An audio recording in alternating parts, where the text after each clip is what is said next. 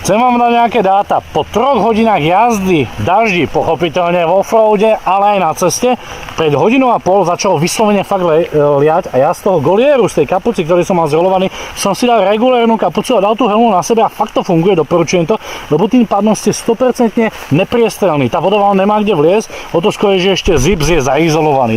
Ale nelen, že som pochopiteľne suchý, tam není o čom, tam o tom není ani debata, ale to, čo by som vám chcel povedať a nejakým spôsobom predať, je ten neskutočný pocit, že to telo dýcha, ten nepremok dýcha vďaka tej membráne, ale mám ešte dokonca aj chladný pocit, ak krásne prší a je opraný vzduch. To je práve pocit, ktorý žiadny motorkár nezažije, keď si vyberete lacnejšie alternatívy. Ja nevidím jeden dôvod, prečo by nám počasie malo zabrániť robiť to, čo máme najradšej na svete, a to je pochopiteľne jazdiť. Dokonca ja sám za seba hovorím, že ja jazdu v daždi neberiem ako mínus, práve naopak ako plus, že ja ho milujem.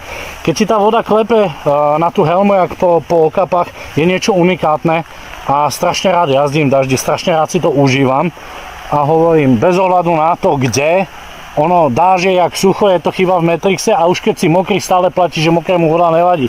Každopádne, ten najväčší benefit, ktorý opakujem tu už 100-krát, je práve to, že stále sa cítiš pohodlne. Dokonca možno ešte lepšie, keď sú tie výpeky, lebo je ti tak príjemne chladno a potíš sa čistú nulu. A jazdíš a stále si v suchu. Každomu by som to doprial si to vyskúšať.